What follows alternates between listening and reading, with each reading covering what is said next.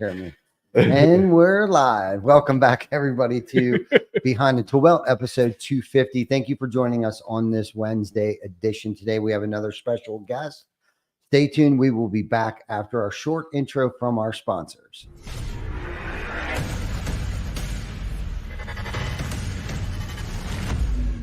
TC Backer. Roofing, siding, windows, gutter, solar. Roofing, siding, windows, gutter, solar. TC Backer.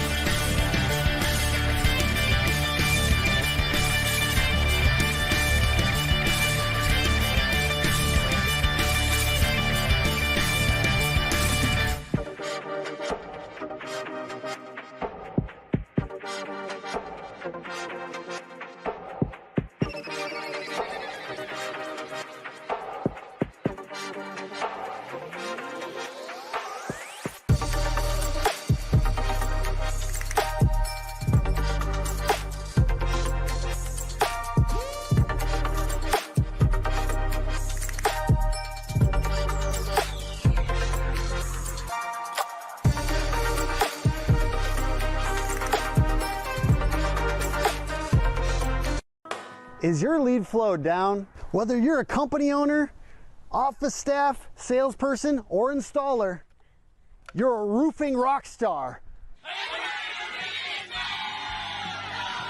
We help you get more leads with custom SEO, Google Ads, and a pro website.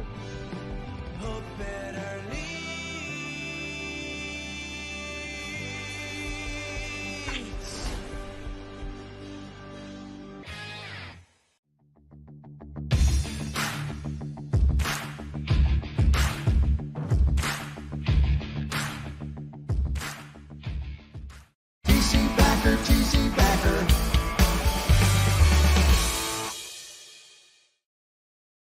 We're back. Hey. Welcome back, everybody, to Wednesday, episode 250, Behind the ToolBelt. Almost at the 5-year mark. We're at the 4.80 years into this thing. Daily, weekly. Almost feel like it's daily, but it's weekly. We got RoofCon coming up in October. Got the team going down there. Got a couple other events coming up. We're hosting a golf outing. I just want to throw this out there because I keep forgetting to throw this out there. November 4th. We're looking for sponsors. We need foursomes. It's for a great cause. We're calling it, it's actually called the Swing for Recovery, Roofers in Recovery. We're trying to generate as much money as we possibly can to donate all the funds. We are handing out gifts, prizes. There'll be all kinds of, you'll get breakfast, lunch, dinner. That was donated by Mark Jones over at, I think it's JCB. I should have probably JCB Events. He'll have his food trucks there, so that'll be a good time. I think we're going to do something a little special, and we're going to call it Outdrive Ty. So people have the opportunity to try to outdrive me. Nice. Hopefully we can raise some money there. Of course, if you do beat me, we'll give you a prize on that. So come on out. If you're not doing anything, it's Monday. It's tee time is 8:30 shotgun tee off, 4-man scramble. My favorite type of golf. I don't know if I'll have time to golf it or not, but I will surely be there to kick your ass at the longest drive competition. So anyhow, not that I can drive, but it'll be fun. I drive up from Georgia, I win the longest drive. You might, although Eric O is coming over from Nebraska, but he's flying. But if you're driving, if I'm driving, okay, that makes a huge difference. One up on it. So before I forget, our wonderful guest, Jay Bradley with roof nuts and Yeah. also secure claims. And I'm sure many other things that you have on the horizon that you're working on right now. Yep. But Jay, thank you so much for coming on Beyond the Tool Belt, man. We appreciate you driving up or flying in. Did you fly in? Yeah, I flew into BWI and did a little training in Baltimore last night. So Cool. Yeah, I saw your post, man. That's great. Yeah. Like I said earlier, I wish I'd have had time to get up with you, but I'm glad that you came in a little bit early today. Yeah. We had some great conversations about who you are, where you came from, how the roofing industry found you. I got to share a little bit of my story. And here we are now. We get to share your story, my story with hopefully hundreds of thousands of people yeah. over the course of the next few days here. And Jay, so why don't we talk about, how, a little bit kind of like what we talked about earlier, like what industry you came from, and then what encouraged you to get into the roofing space, I guess. Let's start there and then we'll see where that takes us. Yeah, absolutely. So, Jay Bradley, originally from Louisville, Kentucky. Went to high school in Dallas, Texas, Waxahachie, which is kind of funny now that a lot of the restoration people are from the town of Waxahachie, but I didn't know anything about it back then. I was a really good golfer. So I went to Mississippi State because I enjoyed teaching golf. I was an instructor and really liked that part of it, and played with some pretty cool people. And so ultimately what happened from that was moved to Starkville and Starkville, Mississippi, and got in the bar business and started working in bars. My parents didn't have a lot of money. I had to find a way to make ends meet, and got in the bar business. And probably around the age of 20, about 2 years into college, that was the dream, right? The dream changed from being a professional golfer, golf professional, into being a bar owner. And it's pretty funny. The Secret by Rhonda Byrne is a book that just resonates with me. And my mom spoke that language a lot of like, whatever your thoughts come reality and things like that. So I decided to take it to the test. So at 20 years old, I decided to have the thought that all I wanted to do was open a bar. And one thing led to another. At the age of 27, myself, my fiance, and my best friend opened a club, 10,000 square foot band venue called Cowbells in Starkville.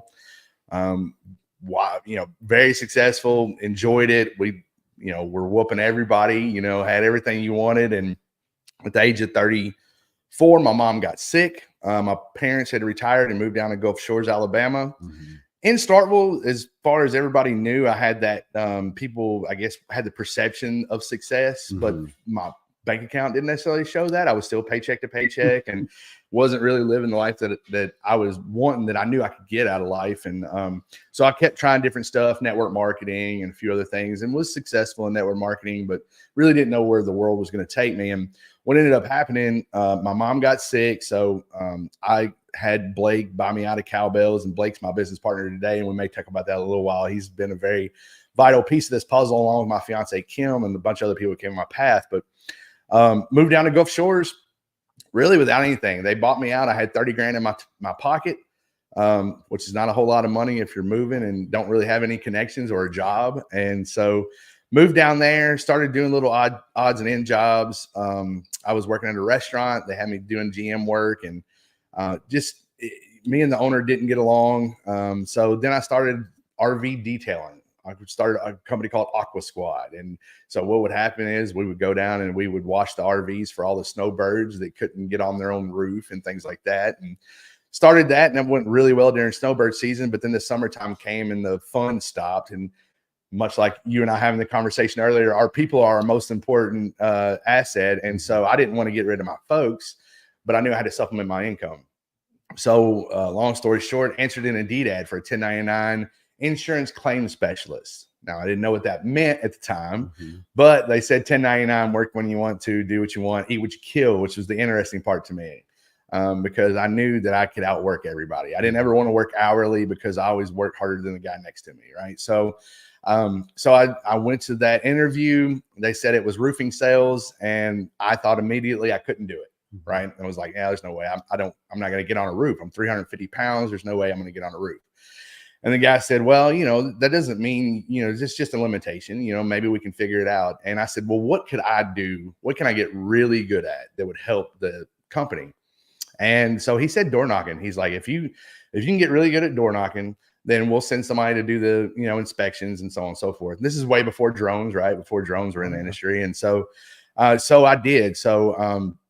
So went and started knocking doors and didn't really know what I was doing. They didn't train me. They did a little bit. I had Casey, who trained me, who's, you know, part of the reason I'm in the industry, Michael and a bunch of guys. And, you know, they were just really positive people. I really like the atmosphere of the company too. Super positive people. I think that makes a big difference too. Mhm. So, Yeah. So started training, started going out knocking doors, and then I realized that this was actually something that I could get really into, because I started seeing the paychecks from other people, because they were showing me at the end of the day. And I thought, well, I'm gonna get really good at this. So I decided I was gonna get 25 leads a week. And I don't know, you don't have Culver's up here, right? There's not a Culver's ice cream. No. Culver's it's out of I think so. Wisconsin, I think, or Minnesota, but they had just opened a place in Foley, Alabama, which is near Gulf Shores, is where I lived. And they got this, I don't know how to describe this without like you actually tasting the ice cream. It's like next level. Like there's just nothing like you take the spoon and you just kind of sort of like just put it into the ice cream, and like this.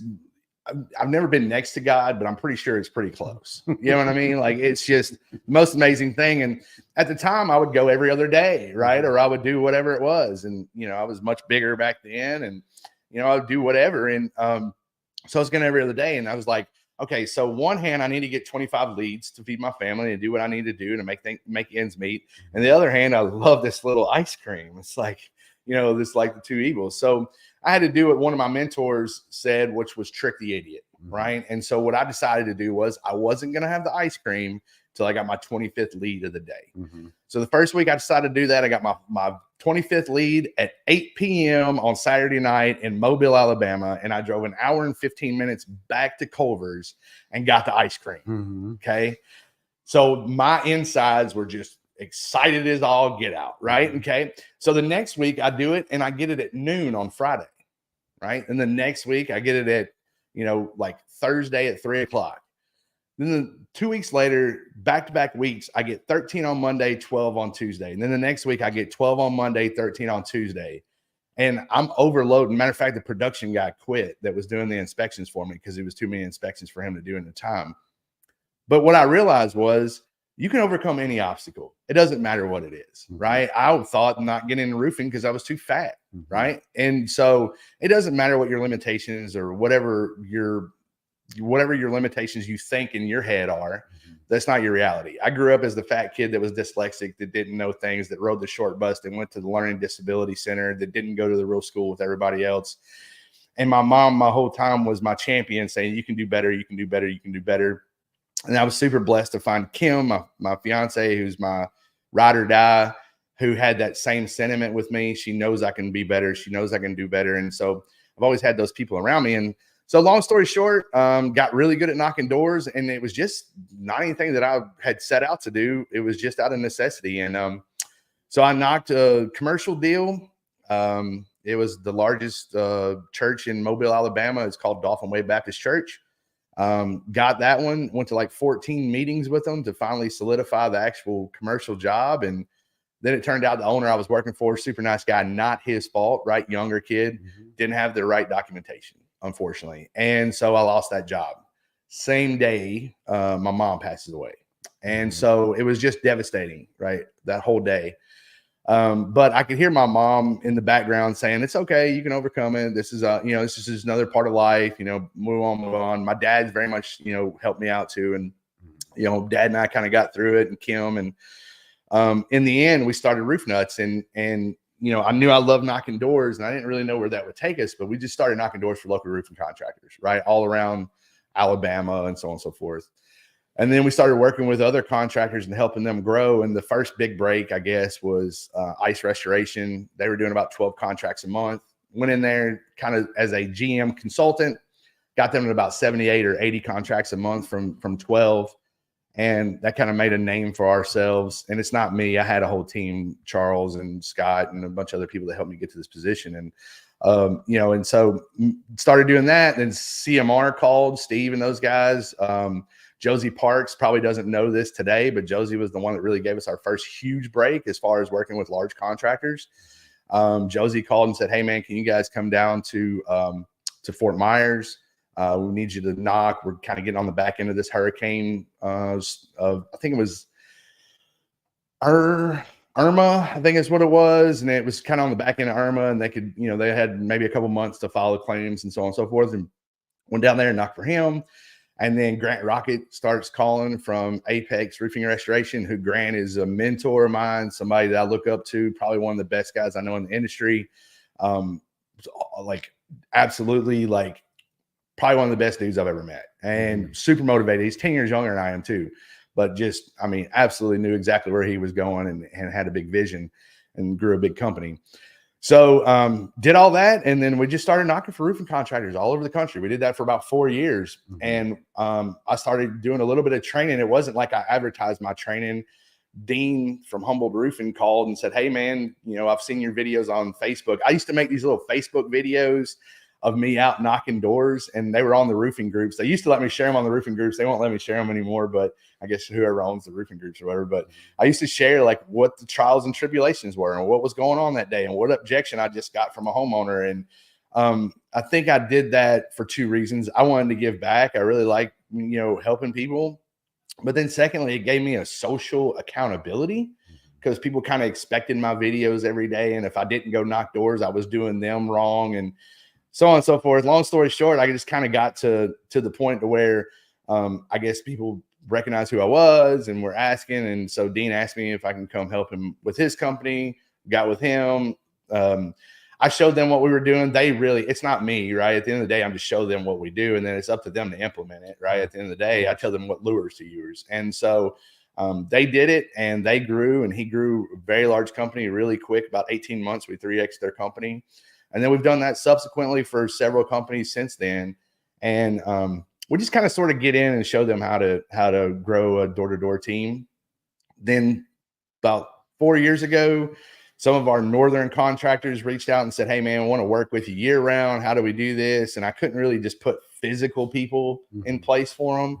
So I knew back in the day we had ran telemarketing leads, and I knew there was kind of a way to challenge the status quo as far as the way telemarketing goes and the way people do it. A lot of people are hiding behind veils. There are some really good companies out there. If you can meet and shake the hand of the person that actually owns the company, is probably a big difference. But there's a ton of telemarketing people that are just shady and whatever else. So if I was going to do it, I was going to get out into the forefront, and people were going to know who I was, and so on and so forth. So we did that, and that's been really good, and super blessed to have the partners we have. And so we're here today, and next year I'm wanting to do. Last night we did a free workshop, door-to-door workshop, and so what I'm looking to do is I want to really give back to the industry. So I'd love to do a bunch of like free door-to-door workshops next year. I'm going to try to do 4 to 6 of them. So anybody that's watching this, if you want me to come to your city, just let me know. Hit it up in the comments. Tell us what city to come to, and we'll make the final determination probably around Christmas and set the schedule for where we're going to go. I think one's dead set that we're definitely going to go to will be St. Louis, because we got a lot of friends there, and just had one of our really good customers pass away. So I'd love to go help their team if we could. And so, yeah. So long story short, there you go. That was, what was that, 27 minutes, Vic, something like that? You feel like?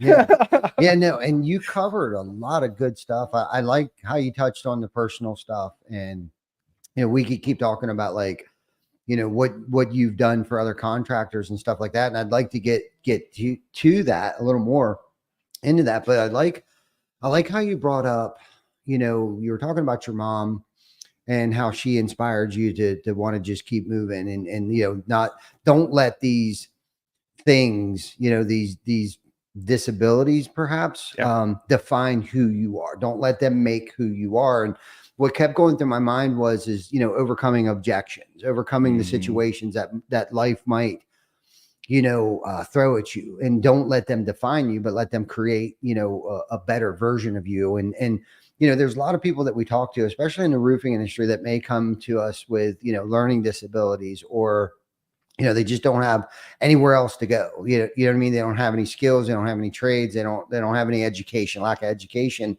and have become some of the most successful salespeople, entrepreneurs, managers that I've known today. And that's what the roofing industry has really done for me. And I've watched it do that for so many other people and contractors in our space. And, you know, and, you know, having that motivational person in your corner telling you like, look, you can keep pushing through this. Don't let this define you. And I remember, you know, our stories are a lot alike, whether you know, we identified that earlier or not, but that's what went through my mind earlier was like, I grew up in a bar, you know what I mean? My mom and dad, and, bar, restaurant, catering business. My dad, was a mechanical engineer by trade, but also was a master carpenter. His dad, my grandfather, his brothers, my uncles were all still, some of them that are still alive are master carpenters. So I'm not new to carpentry, even back when I was a kid. And my dad ran things a little more firmer, a little more sterner. You know what I mean? But Absolutely. my mom was the one that was like, laying in bed with me at night when I was crying because I never studied for the test, the night before, and stuff like that. But she co-signed a lot of my shit as a kid growing up, but she also instilled in me the kindness that she had, the giving that she had. That's why we do half the stuff that we do. But the thing, I think she was one of a kind, which I'm sure a lot of people think their mothers were. Yeah. But what she had a special talent for was making me feel special.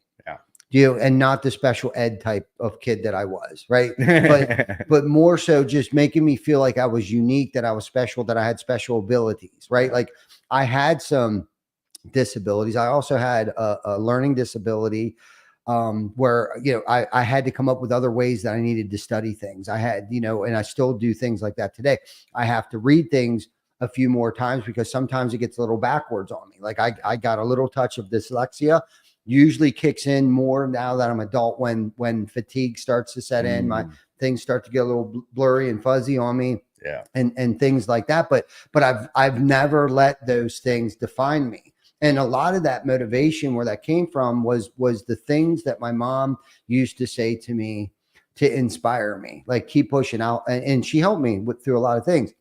But what I kept thinking about too is when you talked about that ice cream and earlier in our conversation, you were talking about that fire, right? That fire. And as stupid as this sounds, and whether you identified it or not, the ice cream at that time was your motivation. Sure. Right. Like that was the fuel for your fire. And it's funny. We were talking about Patrick Bet David, choose your enemies wisely. And it was kind of like you chose ice cream to be like you're not necessarily your enemy, but like a vice. Yeah. Your vice to like, okay, I need to get 25 appointments set or else I can't have my ice cream. And it's like, that's how you learned, whether we knew it or not, or you knew it back then. But that's how you learn to overcome obstacles in your life, was setting these goals, these little mini goals. Yeah. Whether it was like, I'm going to outwork them, I'm going to outdo them, we're going to do more marketing, we're going to do more branding, we're going to do, you know what I mean? And how things have changed for us as our careers have started to grow and blossom and mature into something that, quite frankly, I didn't realize what this was going to turn into. But like I was telling you earlier, like 7 years ago, my motivation, that fire was much different as it is today. Right. But I need another goal. I need something, because you tend to hit a plateau in your career, or whether you're the owner or a manager, or you're the production manager of Behind a Tool Belt here, right? Yeah. You continuously, once you hit that goal, right, that sometimes we feel like we're never going to accomplish or achieve. But once you get there, sometimes you feel this feeling of like, now what? Man, it's so funny you say that, because I say this all the time to people that I've helped reach their goal. And I just tell them, the top of one mountain is just the bottom of the next. Right. And it's about going and finding that next thing. It's about going and doing this. But at the same time, it's being able to focus on the little wins to have the big victory. Right. And that, I think it's so hard for people. They want $1 million a year. They want the nicest car in the world, and they want all these big things. But understanding that it takes the little victories to add up to those.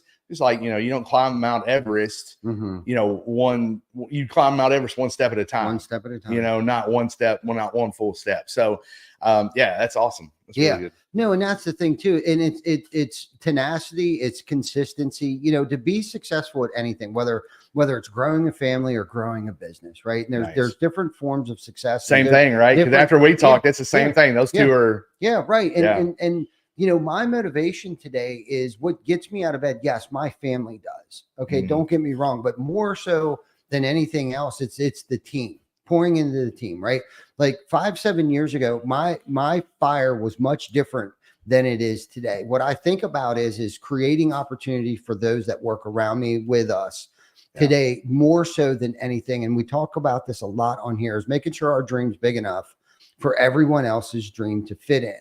Right. But let's take that one step further. Like I had mentioned, like let's make sure that our legacy is big enough for other people's legacies to fit in. Like I know Vic wants to make his mark on the world. Right. And hopefully he's finding his niche in the, he's a musician by trade. He came from the security alarm system industry. And now here he came to work for a roofing company because there was more possibilities. There was more opportunities, and there was a culture of things that we're accomplishing here. Yes, we're building roofs, but that has just been the vehicle for us. It wouldn't matter if we were slinging tires. Okay. Right. But whether it was a tire industry or the roofing industry, now we're not in the tire industry. We just so happen to be in the roofing industry, but it's been the vehicle for us to impact people's lives, whether it's homeowners' lives, whether it's insurance companies' lives, manufacturers, distribution.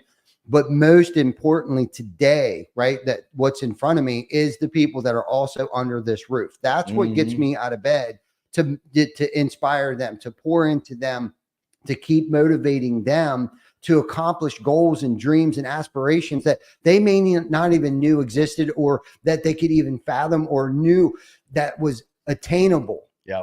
Right. Because I've pushed so many people out of their comfort zone, which continues to keep pushing me out of my comfort zone, because I got to continuously sharpen my skills. Yeah. Right. In order to become the CEO, the chief energy officer. I love your chief visionary officer. I'm the chief energy officer around here. I read a book by John Gordon, and he talks about the chief energy officer. That's my job today. My job today is to bring the energy. Hopefully it's not negative energy like it started out a little bit this morning.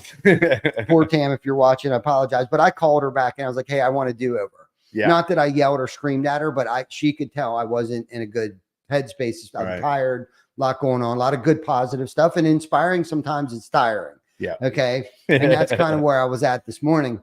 But long story short, it's funny like how things evolve. And once you hit that milestone, you got to continuously look for that next unattainable at times, what might appear unattainable goal or vision. Right. And keep shooting for that. But it's stacking those wins, those little mini victories that you were talking about. It's like that accumulate into that huge win. It's just because we won this battle doesn't mean we won the war type of metaphor, I guess. You know what I mean? You got to win all these little battles before you actually win the war, and let's face it, business is war, right? And unfortunately there's people that end up in your weight.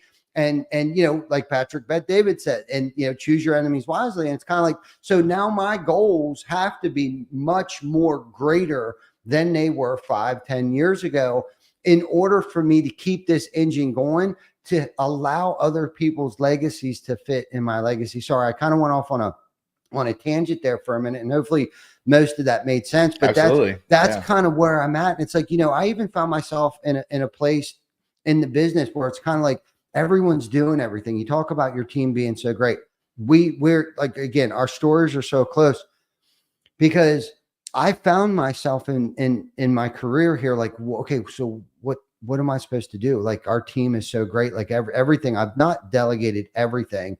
So then I had to identify kind of like, what is my job today? And the best way that I can sum this up is, I'm the person that needs to bring the vision, the mission, and the goals, right? Yeah. This is the vision. I'm going to cast the vision out to everybody.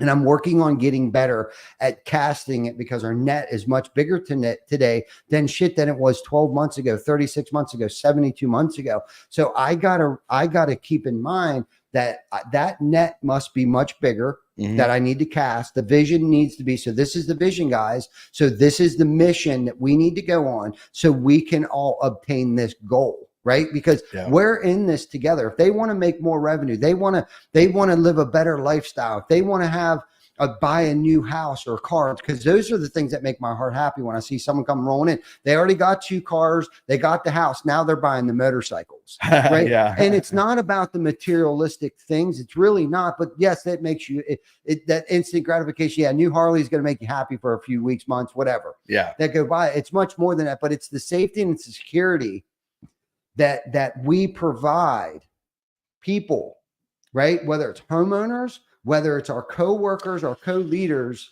So, okay, so you hit on something huge right there, and I don't know if you know like how big of a deal that is, because I go into several different roofing contracting companies, right? I'm always in it, and I think that maybe helps me have the vision of kind of what the normalcies is and the abnormalcies are of roofing contractors and the way that the thought process is. And what you just said with casting the big vision, first of all, is exactly right, and it's because now their vision is your vision and their dreams are your dreams. So you put that on your shoulder too, because when we first start out, it's about what do I want? Then it's about what do we want? Now it's about what does everybody want, right? And so we kind of add those on, and the great leaders really understand how to even all that out. So it's for sure. It's a big deal. And then having the mindset to put it in place with duplication and with delegation is a really big thing that I think a lot of owners have the struggle with. I hear this all the time. Well, they never close. Their closing percentage is always less than mine. Well, no kidding, right? I mean, yeah, you're the owner. You can say whatever you want to a homeowner. You can always do whatever, but just hire people, get them out there, let them sink or swim. You know what I mean? Like, obviously we want to train them and we want to do everything, but we certainly don't want to push dead bears up trees, right? But the ones that are worth us then sharing the dream with are the ones that we're going to ride with, right? And, you know, for me, it's, you know, I've got Zach and David and Brock and Blake. Blake has been a big part of me. You know, after Roof Nuts, Blake and I were business partners at Cowbells, and after Roof Nuts started really being successful, I'm the mouth, obviously. I'm the one that's out, you know, doing all this.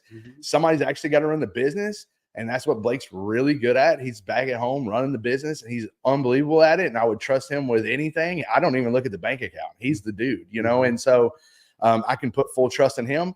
Zach in the field with our door-to-door teams, I can put full trust in him that he's going to do what he does.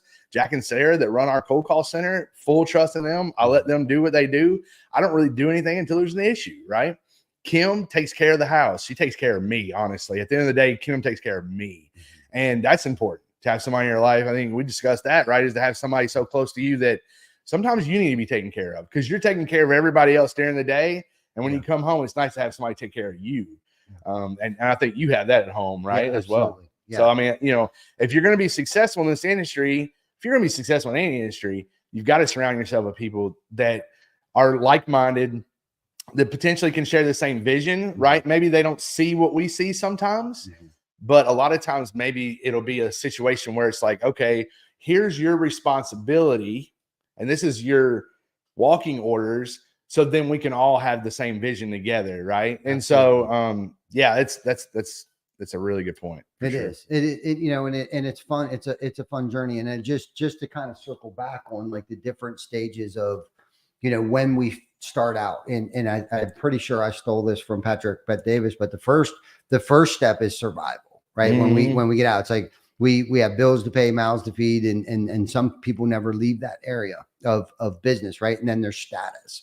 Right. Now there's a status, proving our haters wrong, having the nice house, keeping up with the Joneses. And I wrote this a long time ago. I have it in my notes. I call it my why, where I have these thoughts. I'll write things down. And it's funny because I haven't talked about this or even thought about this for a while.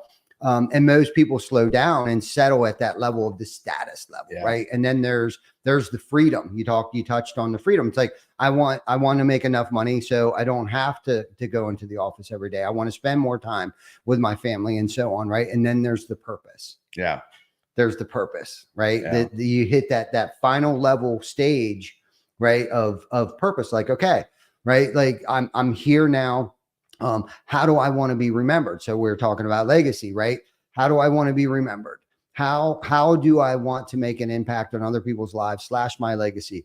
It's about realizing why I was put on this earth and pushing the limits of being the best version of myself, right? And doing things that have never been done before, helping others, having impact, coming to realize that money is only a tool that has been that has given us the ability to do these things, right? And that's really what it comes down to, is like the money, just like roofing produces the monetary stuff. So then with that monetary stuff, then we can host 21 turkey salutes. We can do food drives. We can do diaper drives. You saw y'all got a ton of diapers up there. It's awesome. Right? Like we're always doing something, but what that has also done, right? That purpose, right? It's gotten everybody in the building involved now. Yeah. right? Now they're out trying to hustle people into giving us diapers. Right? Nice. Now, Yeah. now we have purpose, right? They have purpose. We've given them the empowerment, and that's how we've cultivated this culture around here of giving. Yeah. Right? Having empathy, but it's also a culture of accountability. Yeah. Right? Because accountability, you say the word accountability, people are like, oh my God, that's negative. I won't know part of that because that sounds like a bunch of work. Yeah. Right? Well, this isn't going to be easy, kids, but if you want to succeed, come here to work, right? Yeah. Come hang out with us, right? Because we're achieving monumental shit here, right? Like we're opening up new locations, we're doing food drives across the country. Like that's the vision. Like we're not even talking about roofing. Yeah. We're talking about the impact that we're having on people's lives that are under this roof and outside of this roof, right? When you can get people to buy into that vision, we can move mountains. We will hurdle Mount Everest. We won't just take it step by step. We're jumping over that bitch. Yeah. Hell You know what I mean? Together, Absolutely. I can't do it by myself. And I love how you talked about like, you know, your strengths. Your strength is to be in the mouth of the South, right? Yeah. From the South, right? Going out and telling everybody about Roof Nut. Yeah. Right. But you have partners and family members that are taking care of other facets of the business and the household. Yeah. Right. And it's so crucial. Speaking of household, it is so crucial to have that right partner. Yeah. Right. That understands like what we signed up for, like, because it's a we thing. Like we signed up for this. I'm going to hustle, chuck and jive all day long so we can have these nice things at home. We can make sure the kids got the things that they need. There's food in the refrigerator, but we're also going to instill good values in them of good work ethic and tenacity and all these things. And, you know, because we don't want to give anything, like nothing's been given. That's the one thing I talked about my dad, not to keep rambling on here, but my dad wasn't very nice, but I wouldn't have the work ethic that I have today because my dad was a firm believer that you have to earn it. We're not going to give you anything, but here it is. It's over here, like the ice cream. It just gave me goosebumps because it's a crazy metaphor, because that's what my dad did to me. Yeah. He's like, look, it's there, but I'm not giving it to you. You got to jump over this hurdle. You got to take it step by step up Mount Everest. Right. Yeah, absolutely. And if you want it, it's right here, kid. It's right there, but I'm not going to give it to you. You got to work 7 days a week or whatever it is, 12-hour days, because no one's going to give us anything. I'm not saying our network hasn't given us things, but we had to build that trust for people to respect us enough to start giving us things. But early on, we had to outwork everybody because I couldn't retain things. I think the pain's got to be there too. Yeah. If I could explain to people, I went for 40 years of my life paycheck to paycheck. I didn't understand what it was like to get over the mountain. Yeah. I just knew I wanted to get there. Mm-hmm. Now that, you know, not saying I'm rich by any stretch of the imagination, I'm comfortable. I have a secure funds. If something was to go wrong financially, we would be okay for a good long while. Things like that. Mm-hmm. Not to impress you, but just to impress upon you what it felt like. Right. The whole time I was paycheck to paycheck, I was underwater, holding my breath. The pain that you feel in your chest every Friday when you can't make the pills, the pain that you feel for your family when you can't get them the things you can get them because you can't get above water to hand it to them, the pain that you feel, that burn. I didn't know that I was actually having that until I looked in my bank account one day and Blake finally stroked me a check and said, "This is your dividends for this quarter." And I breathed. I had a breath for the first time. Yeah. That is what I want to do. That's Moose's mission, right? That's what we're going to go to do these door-to-door camps and all this stuff. And is it analytical? Sure. Right. I'm going to show you how to knock doors. I'm going to show you how to talk to people. I'm going to show you how to have a conversation at the door. I'm going to show you those things. But what I really want is to show people how to breathe. Mm-hmm. Because once you realize how nice it is to breathe, if you go back underwater, you know you can do it again. Yeah. Right. That's why these millionaires, they lose all their money. They go get it again because they learn how to do it.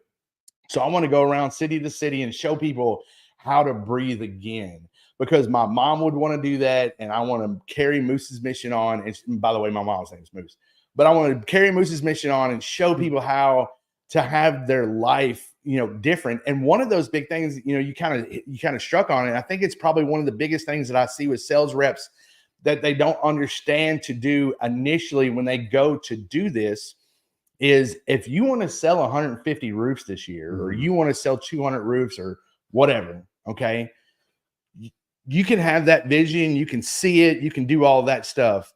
If your significant other, okay, being as real as I can, doesn't share that vision, it's never going to happen. Yeah. It's just never going to happen.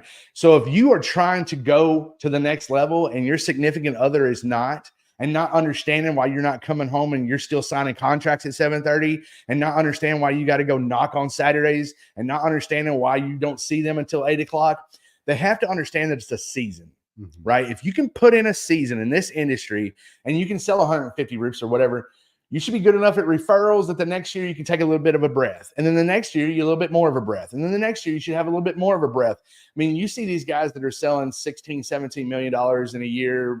The gentleman that did that, Dan or whatnot. Yeah. I'm sure it's because he built those relationships over time. And so it's about the season. But before you even do the season, you've got to sit down with your significant other and say, this has to be a shared journey, because you take so much time away from your family and you take so much time. It is, I've seen it to the point to where people that had the skills to do it didn't do it because their significant other was holding them back, and love got in the way. And I understand that 1000%. I've seen people that didn't necessarily have the skills, that had a really good significant other that pushed them to go do what they wanted to do. And they were able to make it because their significant other rooted them on from home. So my suggestion to any roofers, salespeople out there today that really want to go get it in 2025, right, is during Christmas, during whatever, think about how bad it hurts. Does it burn that you can't get your kids what you want? Does it burn that you can't buy that house that you're looking for? Does it burn that you don't have the truck that you want?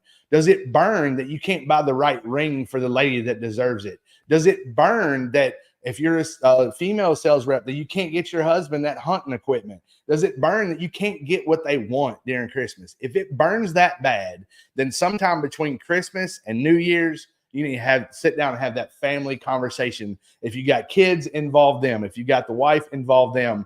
And the wording is just, guys, we're going to go through a season so we don't have to do this anymore, and every Christmas will be different.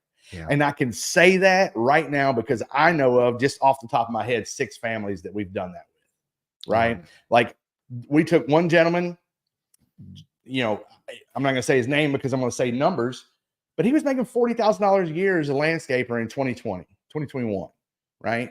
This last year's W9 was $280,000 in Atlanta, which is not a storm market, but he's just good. And he's a hustler. And he sat down with his family and his wife and his 2 girls and said, guys, we're going to do this. Like, we're going to go do this, and we're going to blow it out of the water. And the family bought in, he bought in. And every day when he comes home, he gets a pat on the back instead of a, hey, where the hell were you? That makes a big difference. So if you go home and you're on one mission and your family's on a different mission, it's time to sit down and have that conversation. Yeah, no, really. I love it. You talked about so many good things there. I mean, I like the burn, because I know probably just about everybody listening to this podcast right now has felt that insecure burn, like, oh shit, that impending doom, that dark cloud that hangs over you, but it's going to take a lot of work, right? To get it. We can't give that to anybody. You know what I'm saying? You're going to have to put in the time, the consistency to build that referral pipeline that you talked about. And I'm so glad that you brought that up, because that's something that we try to train here to people. Like, look, it's a season, right? If you can get one good roofing season in, especially if we're spoon feeding you some leads, but when a storm comes through, it's assholes and elbows. And because of that one storm, the amount of referrals that are going to come a week, a month, a year, 3 years later, and that's honestly 50% of our business is from referrals, from probably business that I've done personally with people. Now, let's cut that in half and just say today, since I haven't been out selling a roof for a while, maybe only 25% of them, but it's because I put the work in. Yeah. You know what I mean? And that's a lot. And this is the thing. If you're in the roofing industry, if you're a sales manager or you're the owner of the company, if you should look at that, you should know what, ratio of leads, where they're coming from, right? Is it from door knocking, which is great. Okay. Is it SEOs? We touched on SEOs, Google pay per click, all that stuff. 50% of it, your goal should be 50% of your leads coming in should be from referrals, whether it's from your salespeople, from the managers, from the owner of the company. And if it's not, if it's 10%, shoot for 20. Yeah. Right? Shoot for 20% of your calls that are coming into the building should be from referrals. We just talked about this the other week with somebody. And that's something, because that's organic stuff. Like, you don't have to pay for referrals. Right. You don't have to pay for word of mouth. That is still the most 100%, not to keep talking about this, but that takes work. Right? That if you don't want to struggle over Christmas, if you don't want to not be able to pay for your kids' school lunches, right? It takes work, but roofing sales can change people's lives. And acquisition cost is a real number, by the way. Yes, acquisition per That is lead, a real number. Absolutely, and that's what I was. I'm glad you brought that huge, up. But huge. you know, and if you can train your salespeople and understand, and maybe that's some of the point, because we have a couple guys that we're struggling with right now. Maybe we didn't point out deep enough, strong enough. Like, look, this is only a season of your life that you need to actually go out and put the work in and knock doors on Saturday. Yeah. Right. And sometimes even Sunday mornings isn't, I mean, for argument's sake, because there's people that will be like, you can't be knocking people's doors. But I mean, early on, sometimes you gotta do what you got to do. Absolutely. You know what I mean? So Sundays, maybe not in the mornings, but sometimes you just got to do it, especially if a storm hits. And even in a retail market, the canvas neighborhoods that we've done builds in, like, that should be salesmanship 101. So I don't even know if I've ever told anybody this, really. There's a few people that know how Roof Nuts got built, right? Roof Nuts got built. We were a door-to-door company, and we were knocking doors and we were doing all that stuff. But truly, until we got the telemarketing, we really were not a profitable necessarily company, right? It was just a job. Okay. And while I was building the telemarketing, the thing about for me was I didn't feel comfortable spending the client funds. And I see I train some cold call centers now where I explain to them the difference between client funds, because you could pay me today and maybe I don't fulfill your campaign and you want your money back. I need to get your money back in 24 hours. Right. That needs to be something that happens, because that's good business. Okay. And so there's a lot of call centers that start up today and you give them $1,700 and that's what they're paying the rent with. Right. And so I understood business enough to know that was not okay. So we had client funds, right, until we fulfilled the campaign, and then I would put it into my business account. But to do that, right, I had to humble myself. And there's a gentleman named Ryan. He worked for Apex. Another one named John. And if I didn't have a campaign for door to door and I was out in the world somewhere knocking, every single day I went and woke those salesmen up. They worked for Apex. They worked for Grant. And they would pay me $100 per lead. I was fine with it. Grant gave me my break at the end of the day. Okay. So I was fine with it. But if I was at home, I'd do $100 a lead. I would go knock doors for these guys. And that's how I paid my bills. Nobody else saw that. Ryan saw that, fiance saw that, a few other people saw that, but nobody really knew what it took to build the business. And there's no way for us to ever get that across to the people that work for us or work with us or any of that stuff. Right.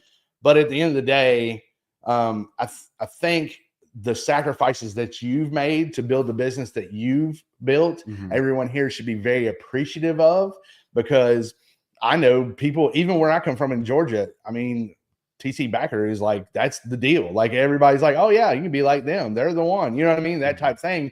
People like working here. It seems like everybody seems to have really good even your competitors are like, hey man, Ty's the dude. You know what I mean? So if you're trying to grow something great, sometimes you got to make sacrifices that are not so pretty. Yeah. You know what I mean? Yeah. Sometimes you when got to you do said stuff that, that's not so pretty. that when people say it must be nice, yeah, working 7 days a week. Let's talk that's the, that they don't see that, right? They don't. And that's the thing, that's the sacrifice. And you're right. And most people, the people that suffer the most are the ones that are closest to you, to get back on that kick a little bit, those at home, you know what I mean, are the ones that have suffered the most as we're out, doing the deal, trying to build something for ourselves so we can make ends meet. Right. And, when you can finally get to that point where you can get your head just above water, right.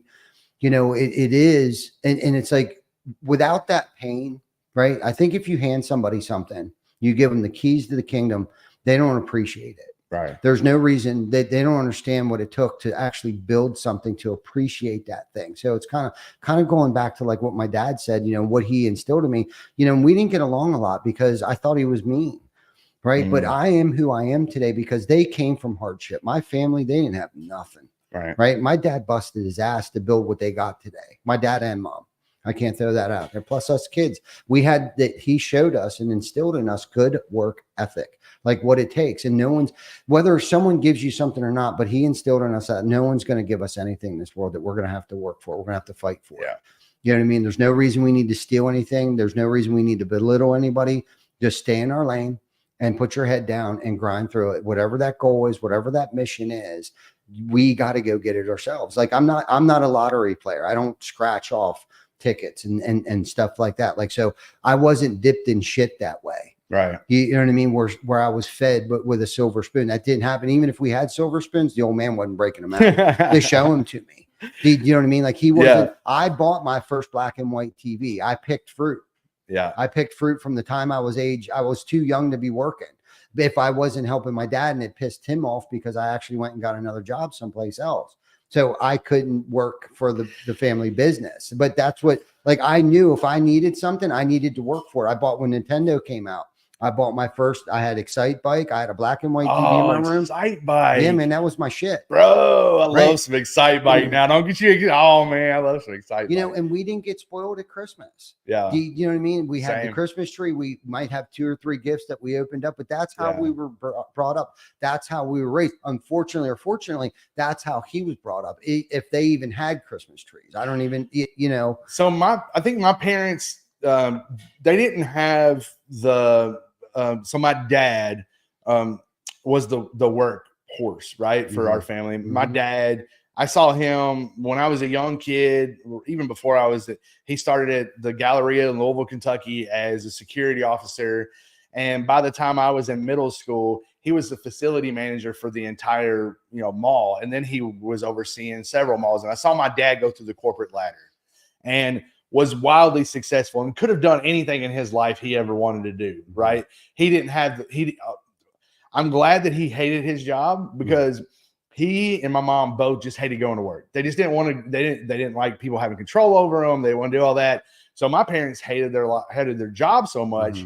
They loved life, right? They love life. So they showed me how to live, but they didn't have the mindset of an entrepreneur, right? At the end of the day. And so I was able to take their pain from them working for somebody to say, I never want to work for anybody. I want to do it for myself. But still, my dad, watching him succeed and grow through the corporate ladder really helped me at the end of the day, because I could see that you could start from here and you could be something. And what drives me nuts in the roofing industry, I'm going to be probably stepping on some toes a little bit here.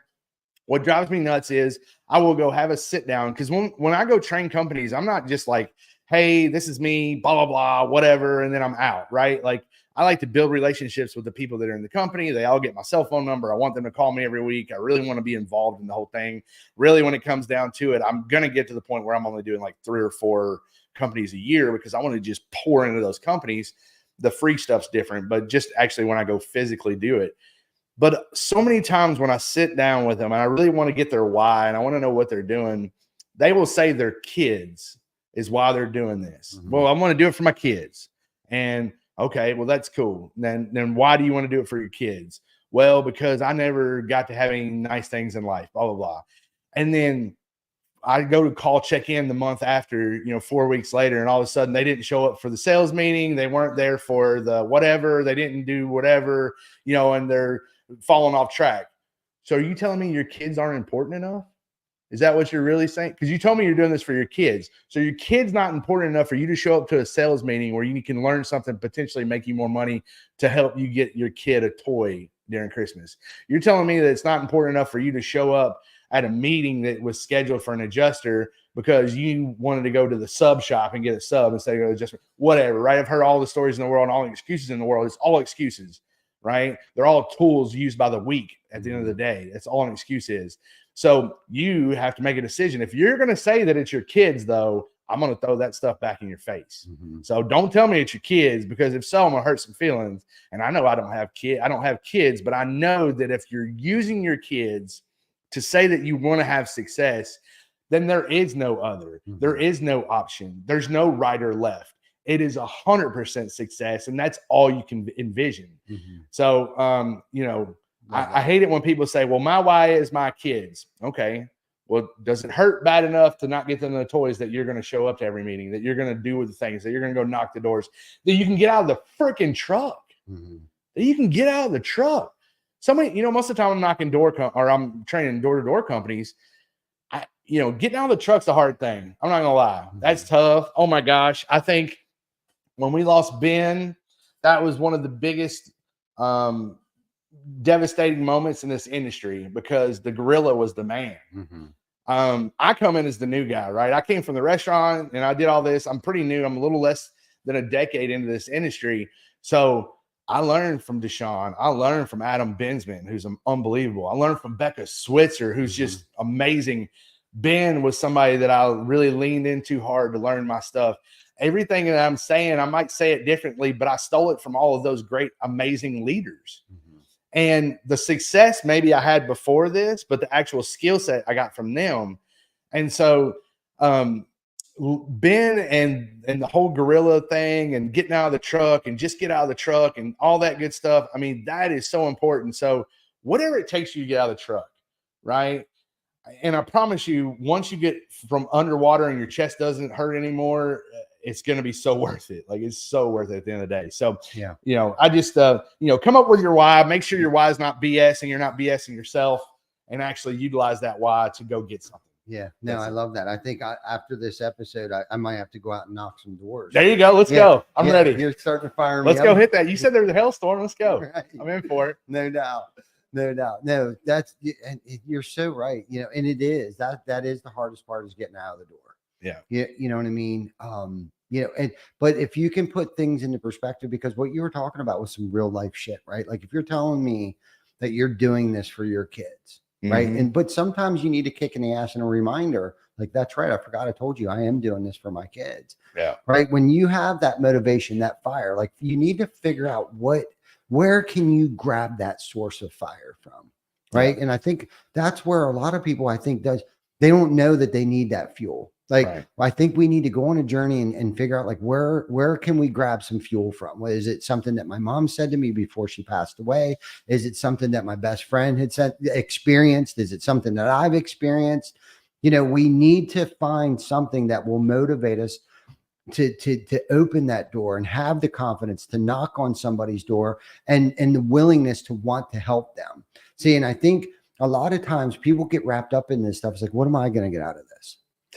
Man, that's so good. Yeah. Yeah. Like, what am I going to get out of this? Well, maybe your paradigm shift, the mindset needs to shift a little bit, right? Because unfortunately, that might have been what your problem is. Yeah. Why you haven't been successful at home, why you haven't been successful at work, is because you're coming in to get what's mine.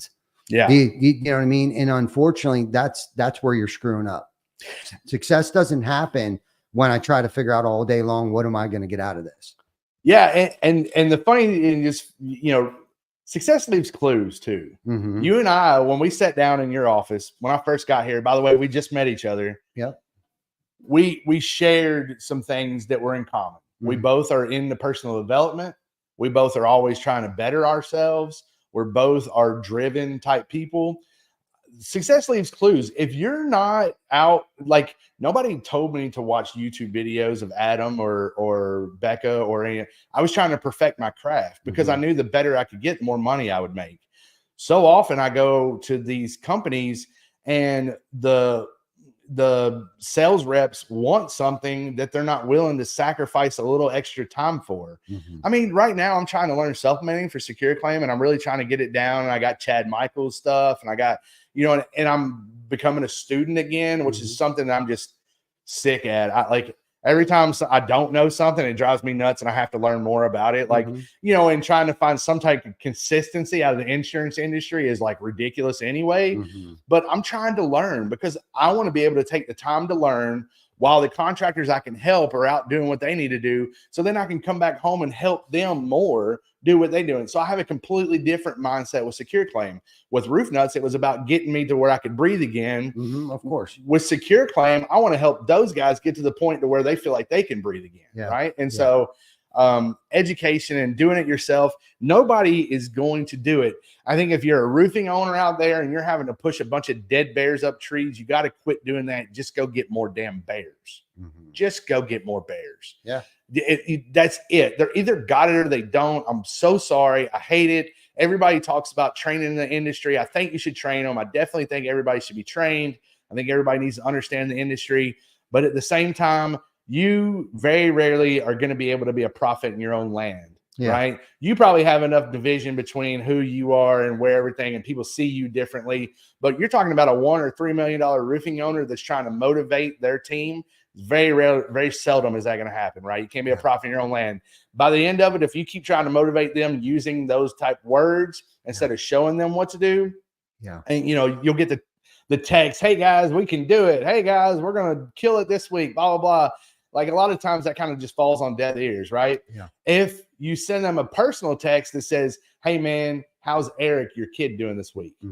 Right? If that was their why, and their why for what they're doing is for Eric, send them that message instead of the rah-rah stuff, because that shows that you care, right? It makes a huge difference. So if you're a $1 to $3 million business owner and you're trying to move forward, first of all, come with a really good recruiting program. However, to recruit, hire, and train people, put them all through a same system. Becca Switcher's got some great stuff. There's a ton of stuff out there. I can help you with it, whatever. But ultimately, at the end of the day, I see so many people that are just wasting so much of their precious time pushing dead bears up trees, and it just drives me nuts. No, I've seen it. I've done it. I do it all the time. I do it every day. I should fire half of my, what I mean? I get it. I get it. And you touched on something briefly there. It's like, I think a lot of people too that are in the $1 to $3 million range, I think they want to coach from the desk, right? But unfortunately, and I'm thinking back to like when, we started out, like I was in the trenches every day, side by side with my team, earning that respect, because I think that's the thing too. It's like, okay, I hear what you're saying, but I don't know are you even capable of doing this yourself? And, that was like a learning curve and a hurdle that I had to get through. One was getting myself out of the trenches where I could be more impactful for the company, right? That was a huge learning curve. But early on, I think we've gained that respect because we were closing deals. During COVID, when the state of Pennsylvania closed down, but we stayed open the first quarter, I don't remember, I think it was 2020 or 2019. I did $1 million in sales myself in 90 days. Wow. In 90 days. And I may have only mentioned that 2 or 3 times. Like I'm not out, but those that chose to work with me, they saw that. And the reason why I did that wasn't because I could get mines. It was because I knew that there was mouths that needed to be fed that relied on us. Absolutely. That's why I did it. I went back out in the trenches again, and I'm willing and capable and able to do that. I still drive a pickup most times with a ladder on it. The hardest part with COVID was not talking to people for so long. Yeah, I was knocking doors there in COVID, and you knock a door, and the guy was like, "Somebody besides my wife, please, let's talk. Let's have a 3-hour-long conversation." It's totally. Bro, I'm trying to make money. Like I gotta go on to the next one. Like, No, that was funny because we typically were scheduling appointments about an hour in between each one. Well, we had to put 2 hours in between the appointments because we were there for a good hour or two. Yeah, definitely. No, that's funny. It's good stuff. All right. Well, we've exceeded our 1 hour mark. Holy cow. Did we really? Yeah. That's crazy. I know. But such a great episode. I mean, we talked about a lot of good stuff, a lot of different stuff. We covered, typically, when we host the podcast here, we brought a lot of good stuff out, and a lot of good content, I believe, for our viewers and listeners and stuff. So anybody out there that hasn't liked, loved, subscribed to our YouTube channel, Spotify, Google, please share this with your friends, because this has been probably, again, I've been saying this for the past 10 weeks in a row, because the people we've had on the show have been just freaking amazing. The content, the information, the talent that the people, and you're included in that. So again, I don't know who we're bumping down here, but definitely within the top 3 episodes is probably my favorite. I appreciate that. Yeah, in the top 3 for Awesome. sure. So thank you for making the trek up here, man, Yeah. to hang out with us today. It's been a joy. It's been a pleasure, and I'm sure we're going to stay in touch. Absolutely. And we'll probably see you on the roofing conference circuit somewhere along the way this season that's coming up on us here real quick. Cool. But thank you. Thank for coming. you. Thanks for having me. I appreciate it, Yeah. Vic. Thank you as well. Appreciate all the hard work you're doing for everybody. And the show always looks awesome. And the behind the scenes there, Vic's killing it. So he thank you definitely as is. well. Appreciate you, Todd. Thanks Yeah. for having me. I appreciate you taking my phone call even. I know you're busy. So no problem. Thank you. And thank you everybody for watching. Again, don't forget to like, love, subscribe. Swing for Recovery, November 4th. We need some more hole sponsors at $250 a piece. We can get your name on a yard sign, parked it at a hole, and we need foursome. So please come to our rescue and help us make this a successful outing for roofers in recovery. Till then, you guys have a great week.